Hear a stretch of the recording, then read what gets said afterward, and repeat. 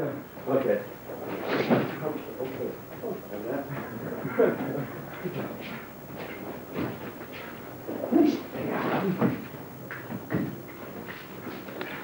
Barry Harmon, I'm John Stanley from Creature Features. They told me at the main desk that since you're the manager here, you could introduce me to Chuck Norris. I want to interview him for my show. That's right, but he left strict orders not to be disturbed. He hates distractions when he's practicing. But be my guest. Well, what do you think, fans? I'm sure dressed for the occasion. I'm sure Chuck will see that I'm one of the good guys, right? Hey, and look, I've got on my Montgomery Ward catalog black belt. I'm all set. So what do you say we get up there? Let's go.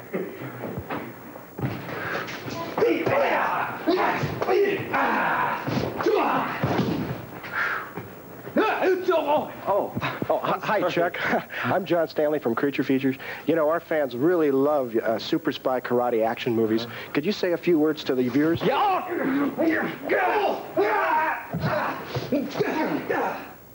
See, fans, I told you you'd cooperate. I'm sorry, John, what was that again?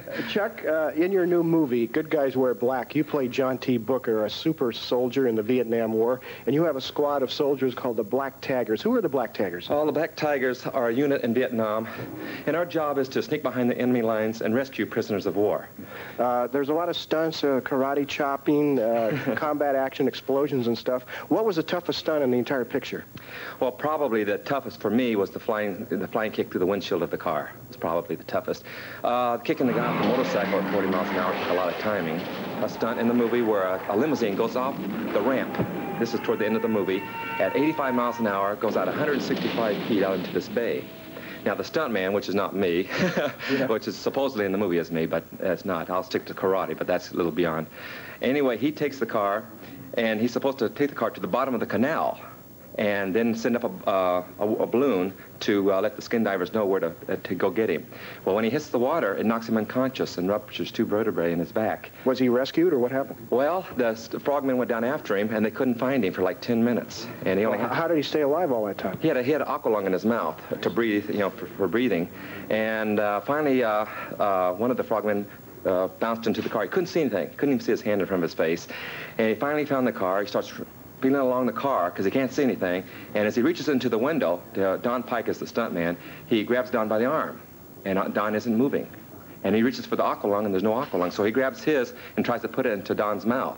Well, finally, he realizes that it was the dummy in the back seat playing James. Oh, I see. So it wasn't the real person then. No. But they did get him out, and everything went up. Yeah. Now, since Good Guys Wear Black, you've gone on to make another karate film, and you were telling me that there's a scene in there, a fight, a 4-minute championship bout, a karate bout, that you took 4 days to stage, and you think it's one of the best scenes of its kind. Well, my goal, John, was to do a fight scene that would surpass the one I did with Bruce Lee in Return of the Dragon. That's the one that, everyone said I was going to ask about that. Did you help him choreograph that whole fight? Well, that fight scene was primarily an ad-lib type of a thing. It was in a Roman Coliseum, though, right? Yeah, and Bruce says, well, Chuck, he says, what do you want to do as far as the fight scene goes? I said, well, let me try this, this, and this. He said, okay, I'll do this, this, and this. And we just kind of got out there and did our thing. It was terrific. I saw it 5 years ago. A terrific film. But now, what about A Force of One? Well, the fight I do in there, I'm a professional karate fighter, full-contact karate fighter. And I have a fight scene with the Mexican champion that I think is probably as equal or maybe even better than the one I did with Bruce Lee. I'm really I just saw it last Friday,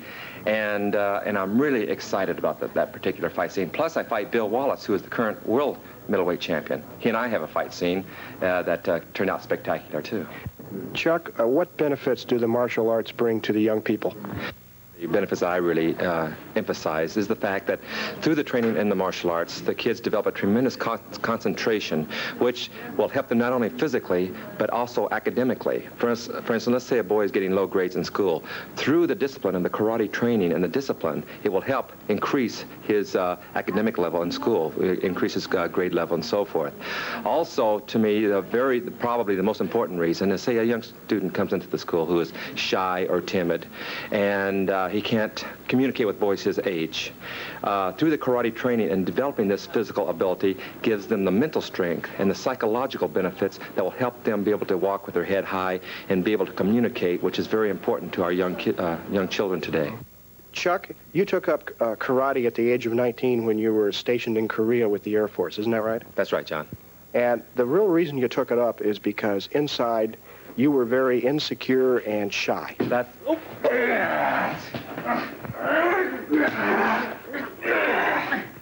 Now, Chuck, from 1968 to 1974, you were the middleweight karate champion of the world. That's right. What philosophy did you follow during those years to always beat the other guy?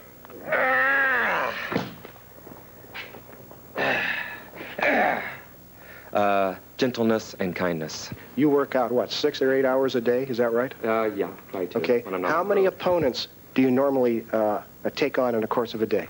Oh, let's see, 1, 2, 3, 4, 5. Oh, about 8 or 10. 8 or 10. Yeah, sometimes This is 15. just the Depends on what average. kind of shape I'm in. This is just the average, right? Yeah.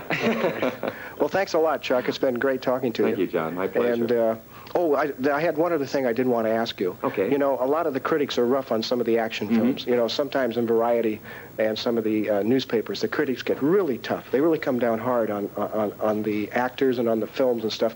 What is your general deep-rooted sense toward critics, people from the media such as myself? Oh, mine? Oh, probably something like this.